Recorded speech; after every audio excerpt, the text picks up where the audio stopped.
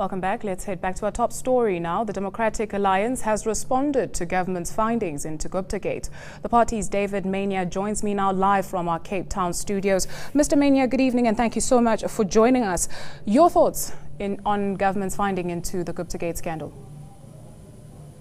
Well, we were not surprised that the results of the investigation essentially exonerated President Jacob Zuma and members of his cabinet, because from the start we have been concerned that the investigation has in fact been a very carefully designed damage control exercise to in fact protect President Jacob Zuma and members of his cabinet from the political fallout from Guptagate.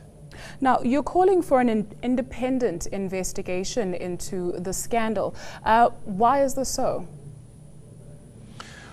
Well, we are concerned that the scope of the investigation, which was conducted by the task team of Director Generals, did not include the possible role played by President Jacob Zuma and members of his cabinet. And it's precisely for that reason that we approached the Public Protector and requested that she conduct an independent investigation into Guptagate. Now, do you feel that South Africans are not being told the entire truth following this findings? I think that that is exactly the case. At the end of the day, ministers are responsible. And even if you look at the findings of the investigation, it's clear that ministers were in fact part of the decision-making process and were involved, despite the fact that the minister this morning said that ministers were not involved. The Minister of Defence, for example, did receive a request from the Gupta family to use Air Force Base Waterkloof. To her credit, she turned down that request.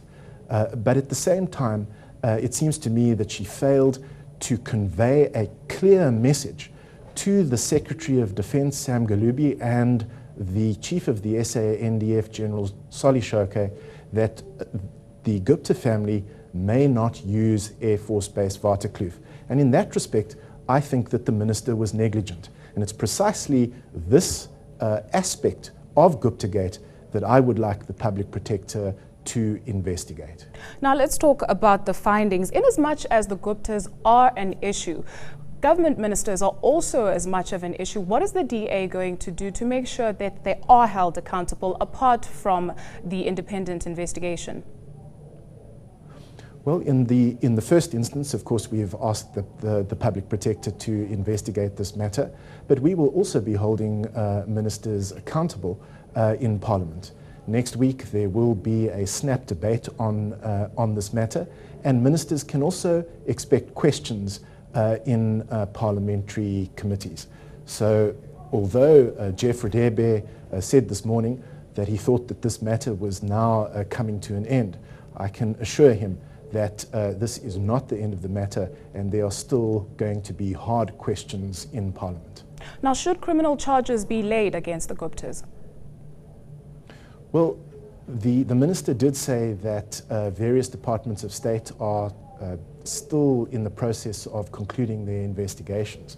But certainly, if it is found that the Gupta family in any way contravened the law, then the law must take its course. Do you agree with sentiments that this entire saga has damaged the reputation of South Africa? I think that, and on this point, I would certainly agree with the minister. The minister's assessment was that this incident had done not just government damage, but it also damaged the reputation of the country. And I would certainly agree that that is the case. Mr. Maynier, that's where we leave it for this evening. Thank you so much for joining us. That was the DA's David Maynier there speaking to us about government's probe into Guptagate. News that moves. eNCA.com.